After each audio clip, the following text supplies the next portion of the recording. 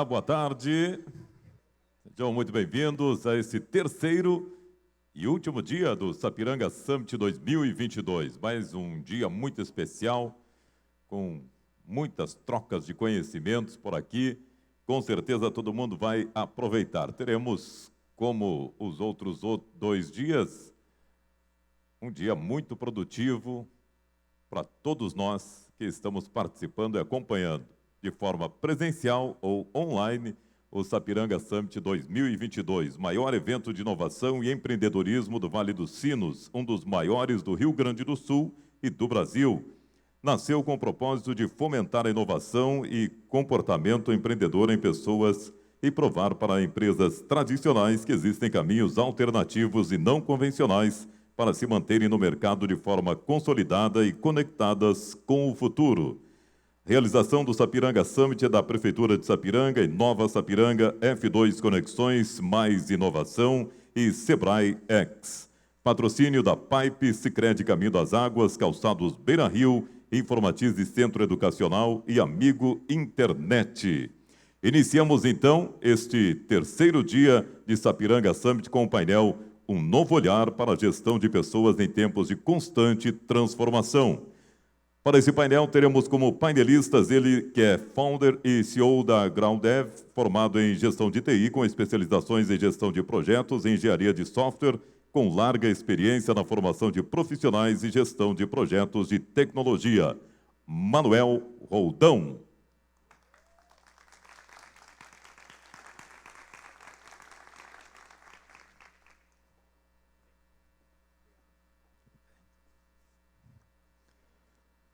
Também ela que é diretora da Venant e é mentoring, coach de executivos, carreira e times, tem propósito de inspirar pessoas. Andréa Mazarém.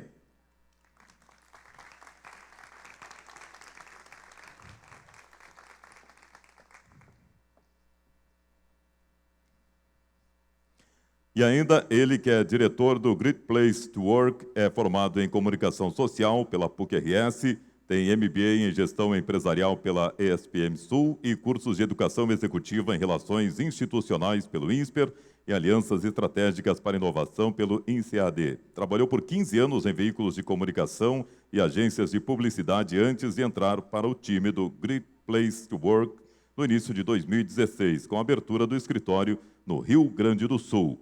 André Berzano.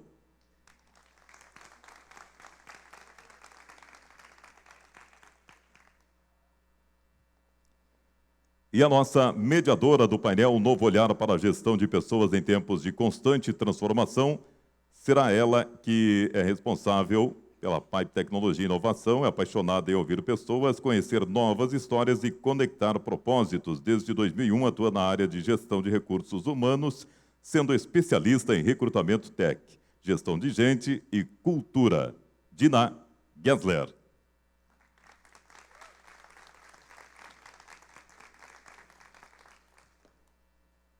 Muito bem, bem-vindos nossos painelistas, nossa mediadora, todos que acompanham. Então aproveitem mais esse dia especial do Sapiranga Summit 2022, a partir de agora, com mais um interessantíssimo painel. Com você.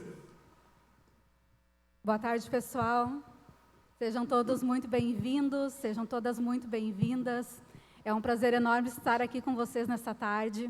Quero cumprimentar a plateia que está aqui presencial, cumprimentar também as pessoas que estão nos assistindo via online e principalmente agradecer aos nossos convidados aqui por terem aceito o nosso convite e a disponibilidade também de estar aqui. E é um painel muito especial porque nos últimos 2 dias nós temos falado muito sobre inovação, sobre transformação digital e como falar sobre tudo isso e não falar sobre gestão de pessoas. As pessoas, elas estão no centro de tudo, né? Então, quando a gente entende que os negócios são feitos por pessoas e para pessoas, a gente entendeu tudo. Então, quero agradecer à Prefeitura de Sapiranga por essa iniciativa, por esse espaço que nós temos em falar sobre gestão de pessoas. E nessa tarde, neste painel, nós vamos falar sobre 3 temas: liderança, cultura organizacional e diversidade. Então, se você já tem alguma pergunta que você quiser já ir enviando para nós, A forma de você se conectar com nós aqui no painel e enviar a sua pergunta é através do Instagram do Inova Sapiranga. Você precisa acessar o Instagram. Nós temos um post do painel, onde você pode enviar a sua pergunta através do comentário, de um comentário no post, ou via direct. E aí, no final do nosso painel, nós estaremos aqui respondendo. Certo, pessoal? E sem mais delongas, quero iniciar já fazendo uma pergunta para o nosso convidado, Manuel, CEO do AgroDev. Ele vai falar um pouquinho para nós hoje sobre liderança, que é um tema super, super importante. E principalmente nos últimos tempos, né, com tudo que a gente vem vivendo, principalmente a questão que veio da pandemia, essa gestão de pessoas de forma virtual, de forma remota. Como que a gente vem liderando times de forma remotamente, de forma online? Manuel, eu gostaria que tu comentasse um pouquinho da tua experiência e também da tua percepção, né, sobre esse desafio. A gestão de pessoas presencialmente já é um desafio. Como que está sendo isso de forma remota? Como que tu percebe na tua vivência? E também como que tu percebe de forma de outras empresas também, do teu convívio? Legal, boa pergunta. Bom, primeiro, obrigado, Giná, obrigado ao Sapiranga por ter convidado por esse evento, muito legal, por um assunto tão importante também, tão bacana. Bom, falando um pouquinho, né, como foi apresentado, eu tenho um background muito técnico, né, a minha formação, e ao longo dessa trajetória, eu tive que buscar cada vez mais trabalhar com pessoas e olhar para pessoas de uma outra forma. É um pouco até do que a gente estava falando antes ali, né? Pô, pessoas é o cerne, principalmente quando a gente fala de empresas de serviços ou tecnologia, né? A gente tem tido muitos desafios, principalmente aí nos últimos 2, 3 anos. Todo mundo sabe aí, a gente viveu uma mudança, a gente vem vivendo uma mudança muito acelerada. E quando a gente fala nessa mudança, a gente está falando de todas as relações, né? E isso tem trazido muitos desafios. A forma como como eu sempre pensei, essa questão principalmente de liderança e da gente trabalhar com pessoas, ela parte muito da premissa de se estabelecer relações de confiança, né? Relações transparentes, né? Onde se há abertura para onde cada um possa ser o que realmente é, colocar a sua opinião. Isso é o que a gente preza, por exemplo, muito lá dentro da AgroDev, tá? Até contando aqui uma história muito rapidinha, né, para não tomar o tempo, e aí eu vou entrar um pouquinho na fala do André, que é cultura, mas quando a gente fundou a AgroDev, eu e meu sócio, ele também um profissional com background mais técnico ainda que o meu, quando a gente fundou, eram nós dois, e a gente disse, cara, eu falei para ele, a primeira pessoa que a gente vai contratar é uma psicóloga. Ali quase já acabou a empresa, tá? Ali já quase acabou a sociedade. E ele, como assim uma psicóloga? A gente tem que contratar um desenvolvedor e tal. Não, vamos contratar uma psicóloga.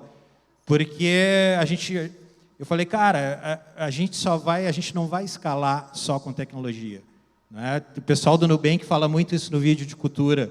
Aqui eles prezam muito que todos nós sejamos 100% autônomos, porque isso escala o negócio.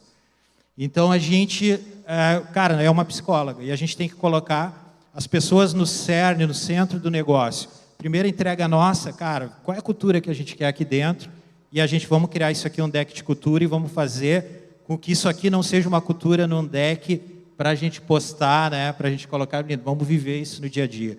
Então, eu vejo que a liderança, ela parte muito por isso, né? De tu criar um ambiente muito propício para que as pessoas possam se sentir seguras. Eu acho que esse é um ponto, porque aí tu consegue estabelecer uma conexão verdadeira, como era o que tu tinha me perguntado lá, né?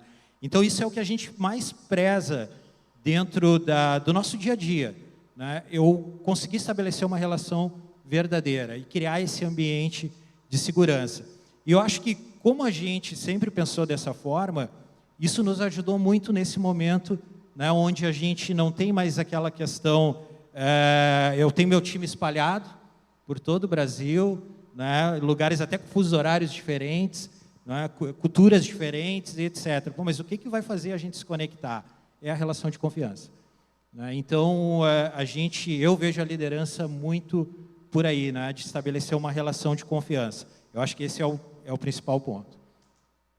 Muito bem, com certeza, né? Confiança, respeito, como tu mencionou, a questão de ouvir as pessoas e estabelecer uma relação de abertura para novas ideias também. Então, isso é bastante importante. E aí, desculpa, se tu me permite, né? Só complementar, e eu também, me perdoa, tá, André, que eu estou entrando um pouco ali na questão da cultura, mas o outro ponto que eu acho que é super importante, até para a gente chegar nisso de uma forma mais fluida, é a gente também tentar buscar para a empresa pessoas que se conectem com aquela cultura, né? Com aqueles valores que a gente tem, e tentar entender isso, levar isso para a seleção, porque isso também facilita muito o processo, né? Facilita demais o processo. Com certeza. Até porque quando a gente está buscando uma pessoa para uma posição nova dentro da empresa, como tu disse, tu é muito técnico, né? Mas tu tem uma visão interessante porque tu foi buscar uma outra skill que talvez falta em ti, no teu sócio, que era psicóloga, com um olhar para pessoas, né? Então, quando a gente vai contratar uma pessoa, a gente olha para as skills técnicas, mas também para as comportamentais, para entender se realmente vai ter esse fit cultural, né? Que é muito importante. Sim. E aí o André, que é especialista na área de cultura organizacional, aí junto com o Great Place to Work, dá assessoria aí a várias empresas, inclusive para a nossa também, vai poder trazer um pouquinho também sobre esse conteúdo de cultura organizacional, o que é cultura organizacional, como que a gente pode fortalecer nossa cultura, uma cultura que engaja, que motiva as pessoas, né, que façam com que as pessoas fiquem, que realmente que haja uma conexão verdadeira com aquilo que a empresa propõe. Oi, gente, boa tarde, tudo bem? Prazer estar aqui hoje com vocês. Agradeço aí imensamente, né, Dina, o convite da Pipe, da Prefeitura aí de Sapiranga. Acho que é um desafio. Obrigado, né, Manuel, André, prazer estar aqui com vocês. Não tem problema, tá? Eu falo sobre liderança, tu fala sobre cultura e está tudo certo. Vamos fazer uma troca aí, então. Isso. Na verdade, é muito difícil desatrelar uma coisa da outra, né? A própria diversidade que a Andrea vai acabar mergulhando um pouquinho mais, também está conectado com o papel do líder, está conectado com a construção de uma cultura. E o que eu acho que é super bacana, quando tu começa a falar, né, a importância de uma cultura de confiança. Na verdade, a confiança, não sei se foi de propósito, né, mas a confiança ela é o centro da metodologia do Great Place to Work. Aliás, deixa eu voltar um pouquinho, né? Eu não sei aí o quanto vocês sabem o que significa, né, o nosso trabalho ou quem é, né, a empresa GPTW. Nós somos uma empresa que nasceu nos Estados Unidos, né, nos anos 90, e hoje nós somos muito conhecidos não só pela certificação, né, de excelentes lugares para trabalhar, mas também pelos rankings de melhores empresas. Então, a gente desenvolve esse trabalho desde 1997 aqui no Brasil. Essa semana mesmo a gente premiou, né, as 80 melhores empresas para trabalhar no Rio Grande do Sul. E é isso que a gente faz, né? É por isso que a gente acorda, com o desafio e com a missão de transformar a sociedade através das empresas, né? Transformando as empresas em ambientes de trabalho de confiança, ambientes de trabalho onde as pessoas elas tenham vontade de ir, afinal é onde a gente passa a maior parte do nosso tempo. Então eu fico imaginando que ruim que seria, e infelizmente em muitos casos ainda tu ter que acordar de manhã, passar 8 horas do teu dia num ambiente que não é bacana, né? Então acho que é uma causa muito mais do que estratégica, acho que é uma causa importante do GPTW essa construção. Mas, enfim, voltando um pouquinho, a nossa metodologia, então, o cerne dela é a construção de uma relação de confiança entre as pessoas. O que eu quero dizer com isso? O quanto o líder, e aí entrando um pouquinho, né, no papel da liderança, ele confia no seu time, o quanto o time confia na liderança, né? Eu acho que esse duplo movimento ele é fundamental, e o quanto todas essas relações de confiança elas funcionam naturalmente dentro da organização. E aí, quando a gente olha, né, para a cultura de uma construção de relação de confiança, o que eu acho que é importante eu compartilhar com vocês? Primeiro de tudo, cultura não está escrito em pedra, cultura não é algo que tu impõe dentro da tua organização, Cultura é algo que se constrói com direcionamentos claros, obviamente, com algumas diretrizes que são importantes a partir do perfil, principalmente ou dos sócios ou da liderança da empresa, mas cultura ela também pode ser passada a partir de uma expressão que já se usou muito mais do que se usa hoje, que é o walk the talk, né? Que é o quanto você representa na prática aquilo que você quer representar na teoria, né? Então, a cultura ela é uma conquista diária e ela é construída através, principalmente, da movimentação da liderança. Quando a gente olha para a metodologia do GPTW, e eu acho que é uma metodologia, não é a única, não acho que seja a mais verdadeira, né? Mas é a forma que a gente tem de enxergar o mundo, né? Através da lente das empresas. Então, quando a gente faz esse mergulho na metodologia do GPTW, o que está por trás dela e qual é a relação que a gente consegue fazer com a cultura das organizações? A gente tem, basicamente, os pilares, né? Que são 5, onde esses pilares... Eu não vou fazer aqui eu não vou fazer uma imersão tão grande, mas só para vocês entenderem um pouquinho. Dos 5 pilares que a gente tem na metodologia, 3 deles têm relação direta do papel do líder com o seu time, ou seja, 60% de tudo aquilo que a gente mede para olhar se uma empresa tem ou não tem um bom ambiente de trabalho, a gente está olhando diretamente para a relação líder e liderado. E quando a gente faz esse mergulho, por trás dessas relações de confiança entre as pessoas que estão, né, dentro de uma organização, a gente está medindo o quê, basicamente? É a experiência que o colaborador tem em relação a como é a jornada de trabalho dele no seu dia a dia. E vou dar alguns exemplos para materializar um pouquinho mais o que significa para nós enxergar a cultura organizacional.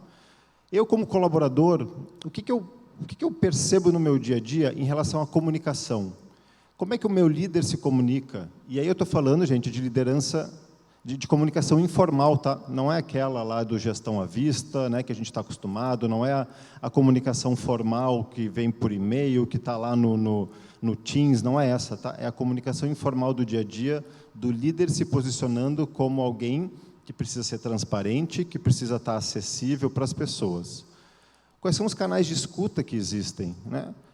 A cultura do feedback, por exemplo, ela é um canal de escuta fortíssimo que existe, tanto por parte da liderança quanto por parte do colaborador.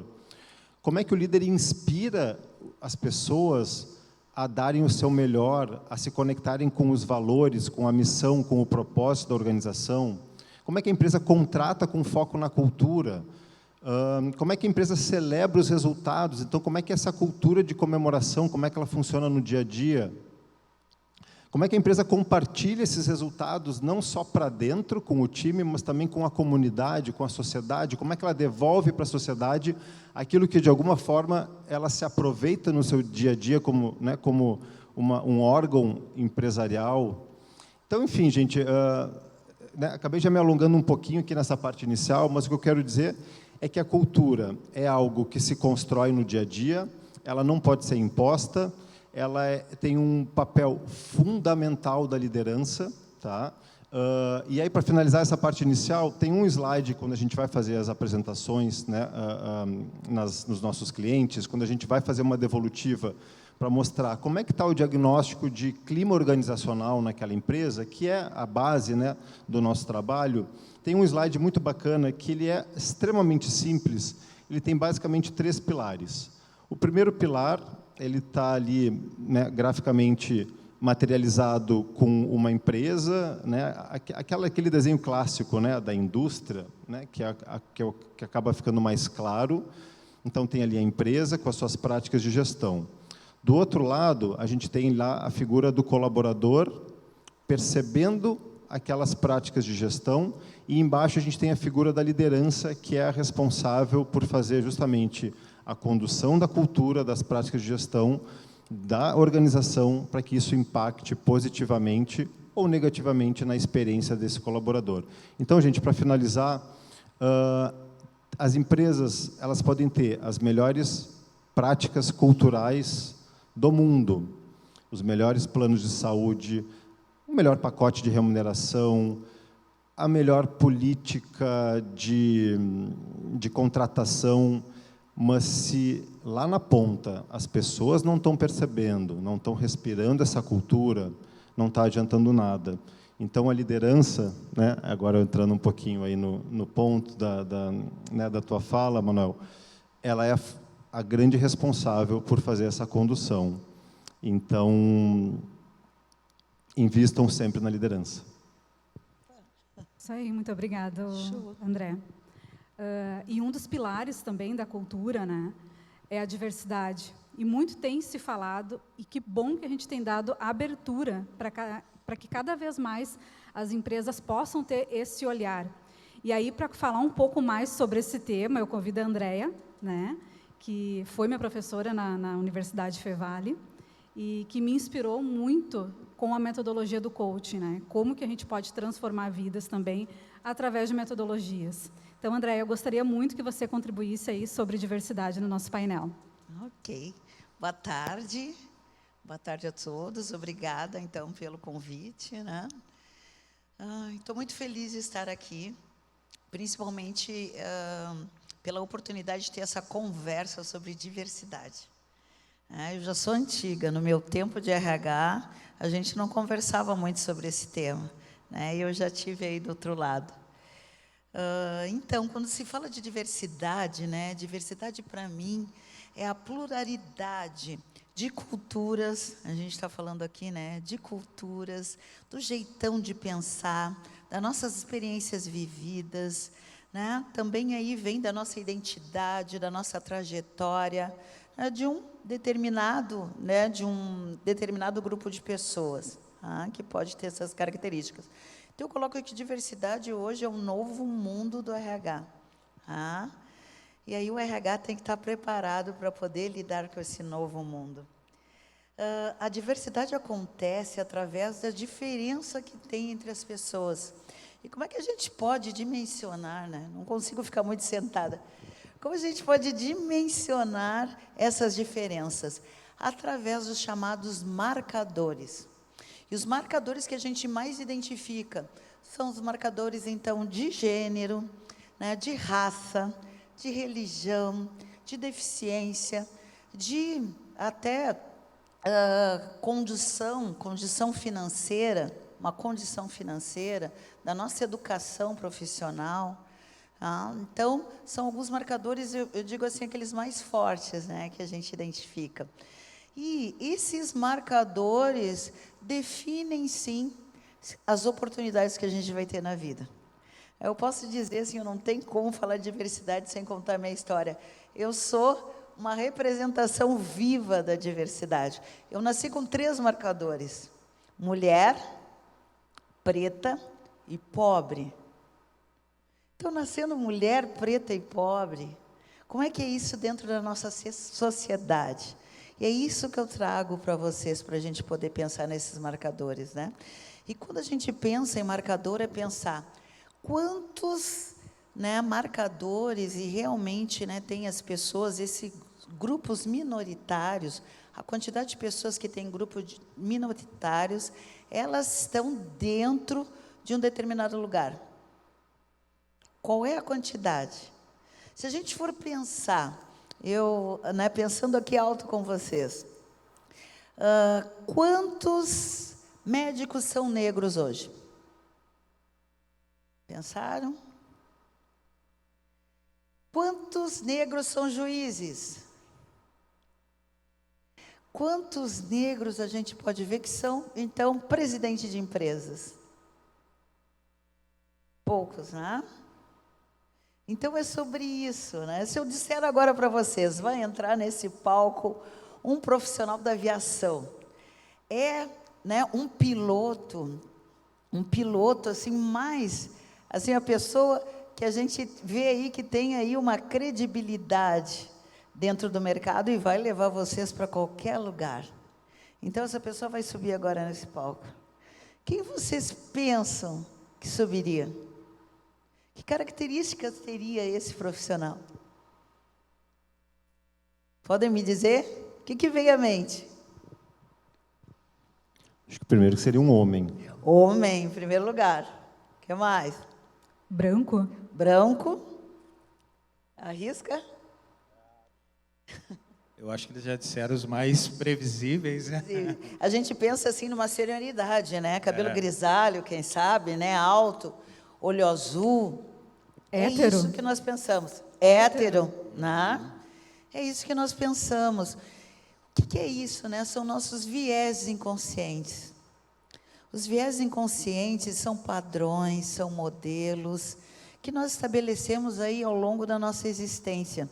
Aquilo que é dito normal para nós, nossos estereótipos.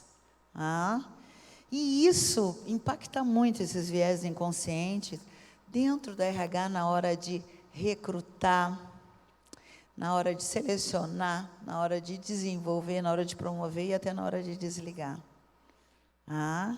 Como é que esses vieses inconscientes, que pode ter uma avaliação favorável e uma avaliação desfavorável? Eu fiz a formação de graduação em EAD. Como é que a gente vê dentro da RH uma formação em EAD? Qual impacto tem para nós? Eu moro lá naquele bairro, um bairro desestruturado, violento. O que a gente pensa sobre isso? Essa pessoa aqui que estudou na mesma faculdade que eu estudei, com os mesmos professores. Que olhar eu tenho? Então, cuidar muito dos nossos vieses inconscientes. E o que eu trago aqui, né, colocando aqui um pouquinho da minha história, até para vocês conhecerem. A minha história, ela foi marcada por crenças que me trouxeram até aqui. E eu coloco que eu sou negra única. E eu me incluí. Eu me incluí, ninguém me incluiu. Então, eu sempre coloco nas minhas palestras, né? O nome da minha palestra é Negra Única, como eu me incluí. Dentro de uma sociedade que tinha pouco lugar para quem nasce mulher, preta e pobre. Então, eu nasci em novembro de 63, então eu sou antiga. Eu vivi no bairro Chácara das Pedras, ali perto de Iguatemi, em Porto Alegre, mas esse bairro ali era só mato, né? Eu brincava no Iguatemi, mas era mato, no meio do mato, Chácara das Pedras, né? E a minha mãe, lavadeira, lavava roupa para fora, o meu pai estivador, aqueles que carregam as mercadorias para dentro dos navios, ali no cais do Porto do Guaíba, né, em Porto Alegre. Mas o meu pai era um negro alto, bonito e muito popular. Meu pai tinha a agenda dele muito concorrida. Se a gente for pensar, né, que o mal do século hoje é problema de agenda, né? Do meu pai era muito concorrida, porque meu pai tinha diversas mulheres, muitas famílias. Então, ele pouco parava em casa, né? Quem nutria a nossa casa era a mãe, e a nossa avó, minha avó materna, nos acolheu. Então, a gente foi para dentro da casa dela, que era assim um cortiço, e que já tinham, né? Tinha minhas tias com os maridos, meus primos. Então, a gente vivia naquela comunidade. Mas era uma casa muito pobre, gente. Quando chovia mais dentro de casa do que na rua. A gente colocava as panelas para dar conta daquelas goteiras, né? E fazia aquilo, aquela barulhada, a gente ficava com medo. Eu tenho uma irmã, então, mais velha, né? Éramos comigo, né? 3 irmãs. Uma mais velha, 3 anos mais velha, uma mais nova, 1 ano. E a gente se agarrava e ficava com muito medo, orando para que a chuva parasse. Né, pessoal? Quando a gente diz assim, nasci de uma família humilde, leia-se muito pobre. E nesse contexto, e aí vem a minha primeira crença. Quando eu estava dentro do meu ambiente familiar, eu me sentia bem protegida. Mas aí, pessoal, eu queria muito ir para a escola. Queria muito aprender. A mãe comprou material escolar com muita dificuldade. Ela teve, eu acho que, lavar 2 semanas de roupa e entregar para comprar aquele material. E eu fui com muita alegria para a escola. Mas eu lembro assim que quando eu abri o portão e fui para aquele outro lado, para aquele outro mundo, eu percebi, e tem alguma coisa errada comigo. Tinha alguma coisa errada. Gente, os meninos me perseguiam. Os meninos iam atrás de mim, eles me pressionavam numa grade que tinha na escola, e eles gritavam em coro, macacachita, macacachita. Eles gritavam forte, olha lá o cabelo duro, negra do cabelo duro, olha o cabelo dela. Eles iam lá, enchiam a boca de água e cuspiam na minha roupa, no meu uniforme, meu avental branquinho. Era isso que acontecia. E aquilo me dava uma vergonha, me dava um medo, eu tinha medo deles. Eu tinha uma vergonha que eu não queria que ninguém escutasse aquilo. E ali sim, com 6 anos de idade, eu vi que ser preta não era uma coisa boa. E a gente fala do racismo estrutural com 6 anos de idade. Eu senti o que era racismo estrutural, que a gente já nasce com ele. Ele está aí estabelecido para mim e para vocês. Mas eu senti na pele o que era racismo estrutural, aos 6 anos de idade. E eu não tinha mais motivação para ir para a escola. Eu queria muito aprender. Mas a escola, para mim, eu ficava cuidando do horário, né, que ia bater o sino para poder ir para casa. Mas aí, como Deus é bom o tempo todo, aí vem a minha crença, né? Tinha uma professora, né, que ela me elogiava muito. E a minha mãe era muito caprichosa. A mãe lavava o avental, ela engomava o nosso avental. Era um avental que a gente entrava ano, saía ano, era o mesmo avental. Mas ela engomava, ela deixava branquinho, ela lavava as fitas à mão e passava ferro para ir com as fitas, né, do cabelo afro, pessoal, né, puxado, chegava a latejar o cabelo, mas ela puxava aquele cabelo e fazia umas tranças, para a gente ir arrumadinha. Ela diz, vocês têm que estar sempre arrumadinha para a escola. E não tinha perfume, né? Então ela colocava leite de rosas atrás das minhas orelhas, quando tinha leite de rosa. E teve uma cena para mim que é muito marcante mesmo. A professora, então, a professora Valéria, né, tem pessoas que marcam na vida da gente. A professora Valéria me chamou à frente, né, da sala para os alunos e disse, ela me chamou e eu era muito tímida, muito tímida. Eu tive que desenvolver extroversão para estar aqui. Ela me chamou à frente da sala, me colocou, vem cá, Andréa. Aí eu fui lá, né? Vocês vão aplaudir a Andréa, porque a Andréa está sempre limpinha e arrumada, né, e perfumada. Aplaudam. Vocês vão ter que aplaudir a Andréa. Gente, que crença que ficou naquele momento na minha cabeça. Negra arrumada é negra respeitada. Negra arrumada é negra respeitada. Então, eis-me aqui. Como vocês veem, né? Eu acho que essa crença ficou até hoje, né? Por quê? Primeira estratégia. Fala em estratégia. Vocês querem alguém que é estrategista? O negro é estrategista. Ali eu vi a minha primeira estratégia, 6 anos de idade. Eu percebi, e a mãe dizia, tem que estar arrumadinha. Eu fui aplaudida, ficou na minha mente. Para eu poder entrar em bolhas que não eram permitidas para mim, para os meus marcadores, eu tinha que estar arrumada. Então eu comecei a me arrumar. Aí não tinha muita roupa nova, só no Natal comecei a me arrumar. E aí eu vou para uma outra crença, uma crença bem forte, já lá para os 12 anos de idade. Ia ter o desfile da mocidade, e o professor de educação física ia escolher algumas meninas para desfilar. E nossa, né, as meninas que queriam desfilar, né, e disseram, eu vou desfilar, eram aquelas mais top, né? As meninas mais bonitas, com 12 anos, as mais tops, que tinham já corpo, eu ali magrinha, né, sem jeito no meio daquelas meninas. E eu disse assim, professor, quem é que quer desfilar? Eu disse, eu. E o professor tinha que escolher, né? E o desfile ia ser com as bandeiras dos estados.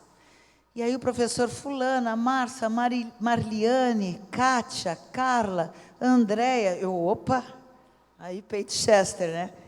Me escolheu.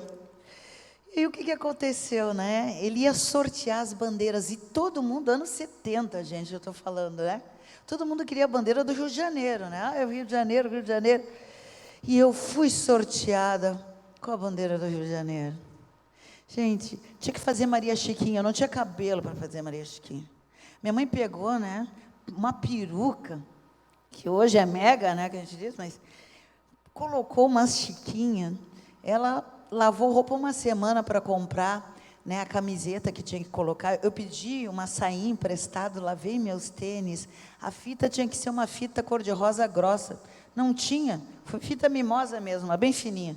Botou no cabelo, gente, mas eu fui lá. Qual é a crença? Agora eu já não tinha mais medo dos meninos. Já tinha 12 anos. Eu tenho valor. Eu desfilei com aquela bandeira do Rio de Janeiro, com prazer, me sentindo, muito valor. Então, ali eu comecei, eu tenho valor. E aí eu já pulo, né, lá para os meus 28 anos, né, tem outras crenças, mas se eu for colocar todas as crenças, a gente vai ficar aqui a tarde inteira, que a minha mãe queria muito que a gente estudasse. E a mãe conseguiu uma vaga dentro da PUC do Rio Grande do Sul como auxiliar de limpeza. E aí ela viu uma possibilidade de a gente conseguir estudar, as 3 filhas fazendo faculdade. E a gente foi para a PUC. E, gente, eu fui para a PUC e passei em psicologia, eu queria muito psicologia. Pensa na PUC Psicologia, negra única, num curso elitizado, não tinha ainda, nunca tive livro, sempre tive que estudar com livros emprestados, eu usava muito a biblioteca, mas eu ralei demais para conseguir me formar.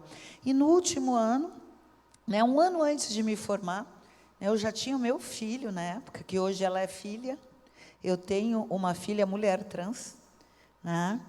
Na época eu tinha 4 anos de idade, que eu às vezes levava junto para a sala de aula, e um ano antes eu me separei do pai da minha filha, então. Nossa, eu vi a possibilidade que eu tinha que parar de estudar.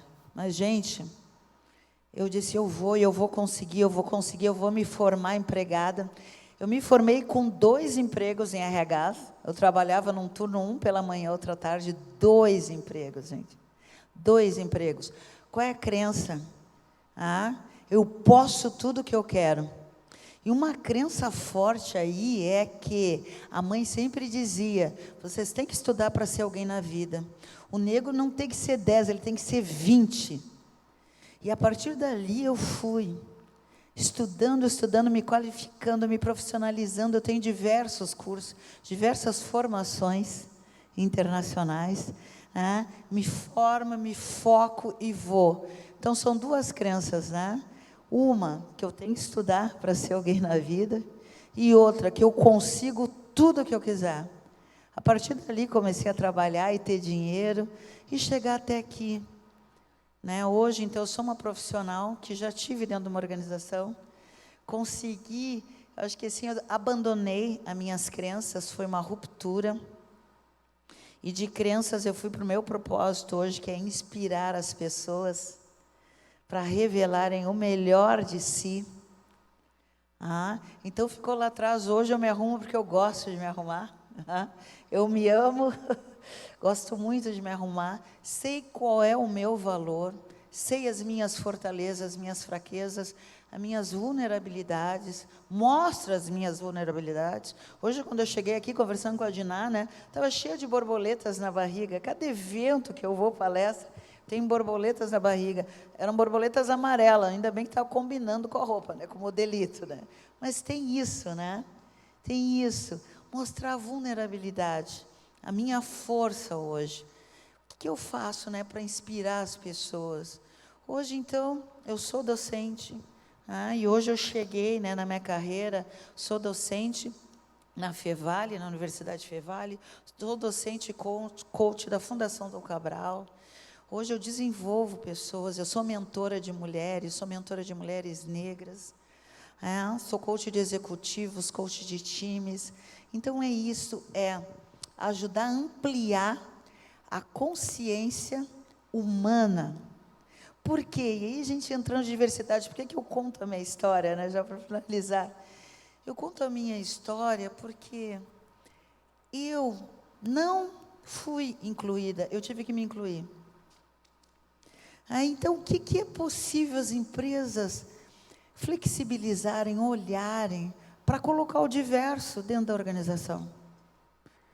Que flexibilidade precisa ter? A gente está falando aqui de liderança e cultura, né?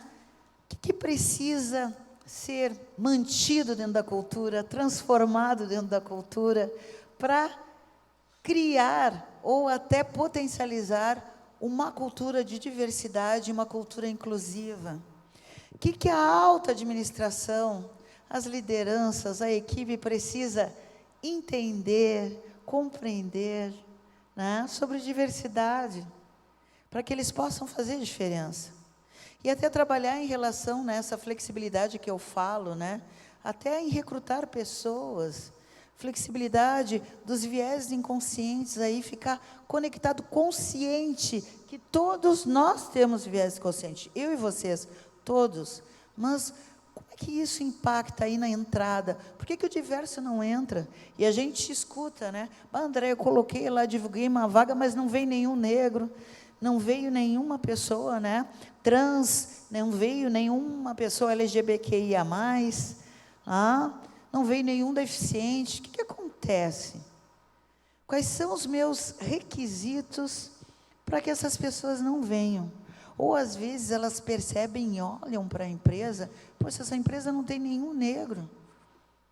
Já é difícil, vocês viram pela minha história, né? Com esses marcadores, a gente conseguir ter um espaço, né, para conseguir crescer. E aí eu vejo uma empresa que não tem nenhum negro, eu vou passar ainda mais trabalho, então não vou, então não entro. Faz sentido para vocês que eu estou falando? Faz sentido ou mais ou menos? Só para medir a temperatura. Então, o que é possível fazer? E eu digo, né, pessoal, uma empresa que todos pensam iguais, uma empresa que não tem inovação. Agora, quando tem uma abundância de ideias, isso leva e gera para a inovação. Então, hoje, né, qual é o meu apelo como embaixadora da diversidade? É poder olhar o humano como humano. É isso. Nossa, muito obrigada, André. Obrigada.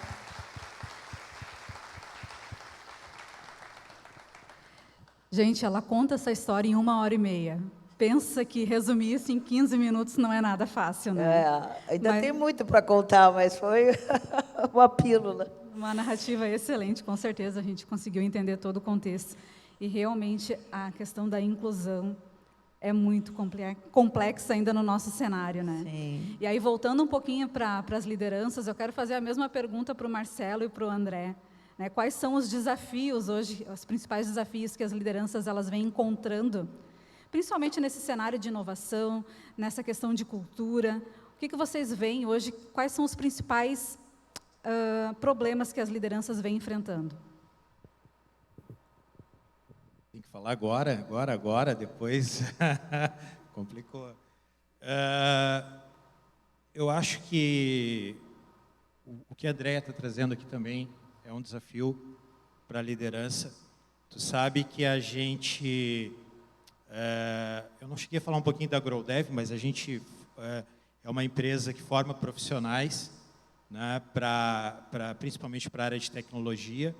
E quando a gente se coloca, a gente diz que não é uma escola, ou pelo menos não uma escola convencional, porque a gente sempre pensou que não é dar uma formação simplesmente, a gente quer pegar, ajudar a pessoa a sair do que a gente fala do ponto A e para o ponto B, é gerar oportunidades para ela e entregar, além dessa formação, a alocação dela no mercado, a conexão com empresas, etc. E aí, em determinado ponto dessa nossa trajetória, que é curta, a gente vai fazer 3 anos agora, eu digo assim, que lá na GrowDev eu digo para o pessoal, a gente é um bebê, está aprendendo a gatinhar, de vez em quando esse bebê dá uma corrida, mas ainda é um bebê. E a gente começou a falar muito também, tentar trazer uma pauta de diversidade. E aí a gente também começou a ver o quanto que a gente é leigo sobre isso, nós lá. Né? Então a gente pensou muito na linha dos nossos alunos e alunas. O que a gente pode fazer? Aí a gente fez uma iniciativa lá com a Universidade Fevale, em parceria, dizendo, vamos fazer um movimento para aumentar a participação feminina na área. Né? A gente fez uma iniciativa. Depois a gente agora, há pouco tempo, fez com a Arezo, que é o Gurias in Tech, também com a mesma proposta. A própria GrowDev, ela fez uma iniciativa onde a gente direcionou bolsas para mulheres e pessoas pretas, né? Mas em determinado ponto, inclusive a nossa rede de pessoas, que é a psicóloga que foi a primeira pessoa contratada, que a gente brinca, chama ela de 01, tu é a 01, e ela falou: Manuel, pô, que legal, a gente está a gente está buscando olhar para os nossos alunos e etc, e fazer esse movimento, tá, mas e nós enquanto empresa? E aí entrou essa discussão: quantas pessoas negras a gente tem? Quantas mulheres a gente tem? E a gente está fazendo um discurso para fora, tá, mas e o discurso para dentro? Será que ele está alinhado com esse discurso para fora? E aí eu conecto isso com um desafio da liderança. Acho que esse é um grande desafio da liderança, né? E também, já de novo, com a cultura, eu acho que tudo está muito conectado. Então, acho que um desafio da liderança muito grande que a gente tem, e isso acho que independe do cenário, da localidade, etc., mas é olhar para isso, né? Olhar para essa diversidade. E eu falei um pouquinho do meu background técnico. Em determinado momento da minha carreira, eu tive que tomar uma decisão se eu seguia numa área extremamente técnica e evoluísse numa carreira nessa área, ou se eu ia para uma área mais de gestão, vamos dizer assim, que era o que me apresentava e os desafios. E aquilo foi difícil naquele momento. E eu segui um caminho depois, não, é isso que eu vou, eu acho, e comecei a buscar me desenvolver. E em determinado momento tu quer sempre dar o teu melhor, então eu busquei alguns momentos aplicar padrões, algumas coisas, mas depois eu vi que talvez antes eu tenha que me reconhecer para eu estabelecer uma relação de confiança, eu mostrar as minhas fragilidades, o quem eu sou, né, sem filtro, para que aí tu possa confiar em mim. Então eu volto de novo lá na confiança, na cultura, e eu acho que o desafio da liderança ele passa muito por como é que eu lido com essa diversidade, como é que eu me mostro também como eu sou de fato, para que tu estabeleça comigo essa conexão. E porque é muito comum, às vezes, a gente querer também trabalhar com pessoas que pensam muito igual a gente, né, que agem muito igual a gente, porque, teoricamente, eu vou, né, de repente, estar numa zona de conforto, não sei, mas eu penso que isso acho que é o pior caminho e concordo plenamente, né, é o caminho onde não vai gerar inovação, né, não vai gerar crescimento, aprendizado. Eu estava até conversando agora com um colega meu aqui, que trabalha na Pipe também, o irmão dele trabalha conosco, eu estava falando do irmão dele, que eles foram meus alunos na graduação, e eu dizendo, cara, o teu irmão, ele está agora, está suando lá na empresa, né? Por quê? Porque ele está se colocando em situações que não são a zona de conforto dele, né? Como é que eu vou me desenvolver fazendo só aquilo que eu faço muito bem? Provavelmente eu não vou me desenvolver, talvez eu vou aperfeiçoar o que eu já faço, né? E então, para eu me desenvolver, eu tenho que me colocar em situações que elas vão me desafiar, elas vão isso que, por exemplo, a minha rede de pessoas me trouxe, aquilo me desconfortou, né? E me colocou de novo, né? Pô, o desafio da liderança é olhar para isso, né? É olhar o contexto, é olhar as pessoas, entender que as pessoas são diferentes, né? Independente né, desculpa o termo que tu usou ali para, né, sexo, enfim, o gênero, outros, os marcadores, né, independente dos marcadores, eu acho que até dentro de um mesmo marcador a pessoa é diferente. Cada um pensa de um jeito. Então eu acho que esse é um grande desafio da liderança, é olhar isso e olhar para si mesmo, né, para entender como é que ela funciona e ela lida com isso. Então, eu vejo que esse é um desafio da liderança. Eu não tenho uma agenda, vamos dizer assim, pré-definida para pensar isso e trabalhar isso com os líderes, mas eu entendo que quando a gente volta e, de fato, estabelece aquele ambiente de confiança, que é o que a gente falou, e para tu estabelecer esse ambiente de confiança, não tem como tu fazer isso sem ter uma relação transparente, onde a gente possa, né, tu possa entender como eu funciono, eu entender como tu funciona, e para a gente conseguir isso também não é algo fácil, porque a gente tem que lidar com as diversidades, a gente tem que fazer com que isso também seja algo, vou usar esse termo, mas institucional, na cultura, né? As pessoas têm que saber que a empresa funciona dessa forma, até para elas entender também se faz sentido eu estar ali, né? E está tudo certo. tá tudo certo. A gente fala muito, pô, a gente hoje, dizer que a gente tem uma cultura forte, não, a gente não tem, a gente é um bebê, a gente está buscando construir ela, né? E essa cultura, ela tem que servir, né? E acho que é o outro desafio da liderança, para que a gente consiga conectar pessoas que elas se identifiquem com o que a gente pensa, com os valores que a gente prega, né? Então, eu acho que é difícil dizer pontual desafio, os desafios da liderança, porque eu acho até que eles são muitos, mas eu acho que eles passam muito, de novo, por criar esse ambiente e entender que as pessoas, elas são diversas, independente até dos seus marcadores, né? E aí, dentro desse ambiente, ele entender que isso é algo que tem que ser trabalhado e valorizado. Eu acredito muito nisso. Perfeito. Muito bom, Manuel. André, tu quer comentar alguma coisa ainda? Quanto tempo eu tenho? É uma boa pergunta, tem um porque relógio. ele já está Gente, zerado. Acho que a gente vai até às 18 horas Desculpa, hoje. não olhei para o relógio ali. Tem um reloginho, tá? Vocês não estão vendo, mas ele está zerado há mais ou menos uns 15 minutos, tá, gente? Então eu imagino que a gente não tenha muito tempo. André, a culpa foi da Andréia, tá? Foi minha culpa. Coisas de RH, né, gente? Sempre quebrando padrão. Mas eu queria muito contribuir, tá? Com algumas coisas que eu acho que são fundamentais. Não vou falar tanto de liderança, eu me sinto sempre muito inspirado quando a gente fala sobre diversidade, e escutando a Andréia, eu fiquei muito inspirado também. A missão do GPTW, para quem não conhece, é construir uma sociedade melhor, transformando cada organização num excelente lugar para trabalhar. Aí, mais ou menos 3 ou 4 anos atrás, essa missão ela teve um pequeno acréscimo. A gente acrescentou a construir uma sociedade melhor, transformando cada organização num excelente lugar para trabalhar para todos. Hoje a missão do GPTW ela tem um for all, né, que em inglês significa para todos no final dela, e essa inclusão ela foi fruto de um movimento que aconteceu dentro da empresa, onde o Michael Bush, que é preto, americano, assumiu a presidência global do Great Place to Work. Então, isso mudou muita coisa dentro da empresa, né? Acho que, de novo, quando a gente começa a falar de cultura, não é uma palavra ou uma expressão na missão que vai automaticamente fazer com que a gente dê uma guinada dentro da empresa, mas aquilo faz com que a gente comece a olhar de uma maneira completamente diferente para alguns temas que são estratégicos não só para a gente, mas eu acho que para a sociedade. Eu fico triste com algumas coisas, né, que a gente tem percebido hoje, e vou dar um exemplo muito curioso que aconteceu recentemente. Eu estava falando com uma pessoa, que é um amigo meu, e aí a gente estava falando sobre mercado de trabalho, um pouquinho sobre, né, o trabalho que a gente fazia, e aí num determinado momento ele parou e me falou: mas essa empresa de vocês aí, ela é de esquerda, né? E aí eu fiquei pensando assim, como assim, né? Porque vocês estão falando aí sempre de diversidade e tal.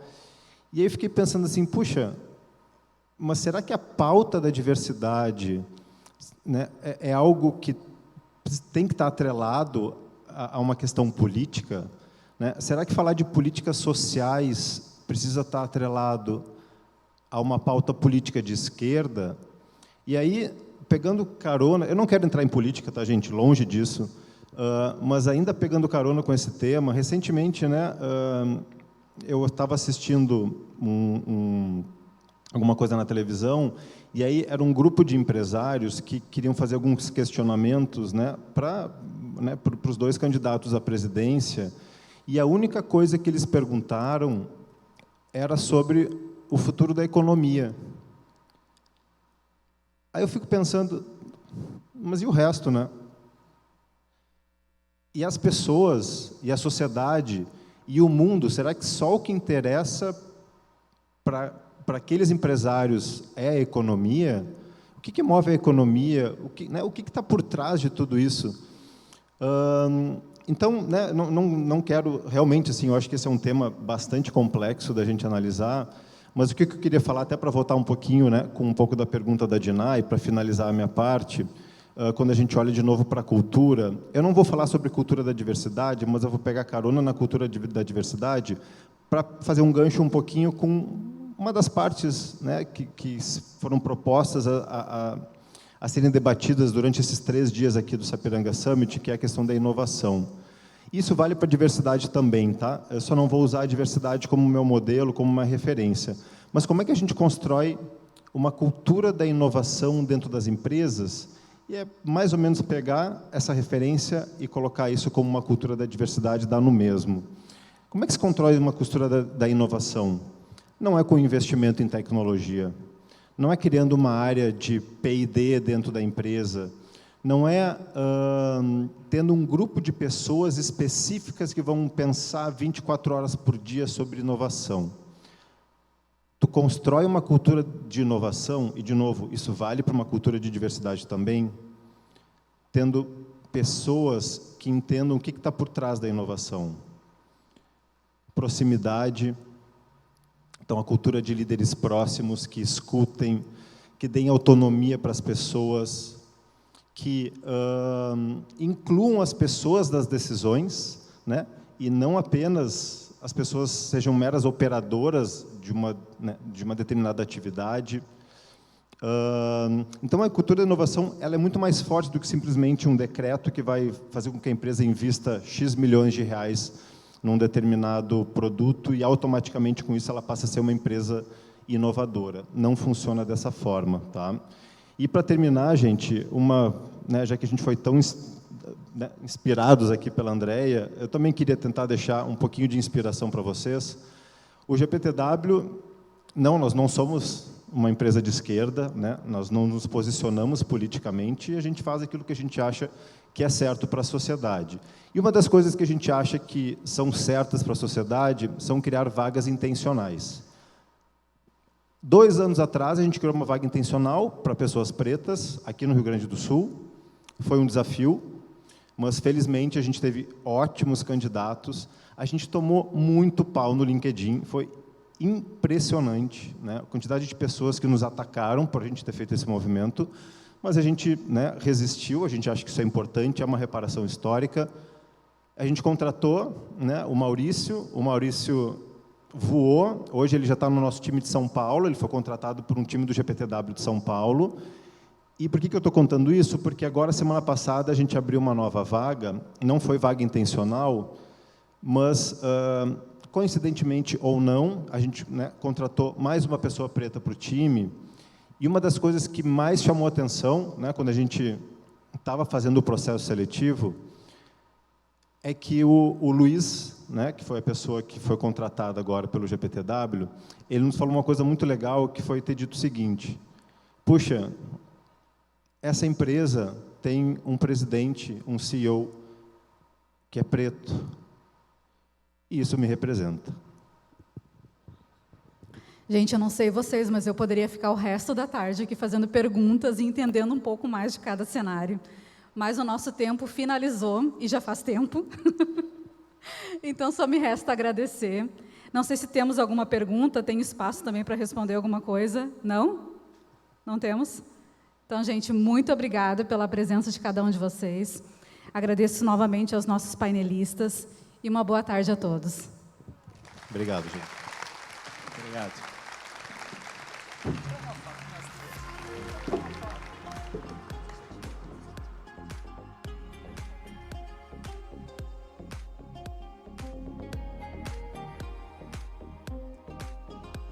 Muito bem, iniciamos dessa forma maravilhosa aqui o nosso primeiro painel desse terceiro dia do Sapiranga Summit. Por isso, queremos agradecer ao Manuel Rondão, André Bersano, Andréa Mazarém e a Diná Gessler, nossa mediadora desse primeiro painel, nesse terceiro dia de Sapiranga Summit, que vai continuar aí com mais diversos painéis no dia de hoje, uma maratona, uma dinâmica muito especial, para a gente encerrar da melhor forma o nosso Sapiranga Summit, com a realização da Prefeitura de Sapiranga, Inova Sapiranga, F2 Conexões Mais Inovação e Sebrae X. Patrocínio da Pipe, Sicredi Caminho das Águas, Calçados Beira Rio, Informatize Centro Educacional e Amigo Internet.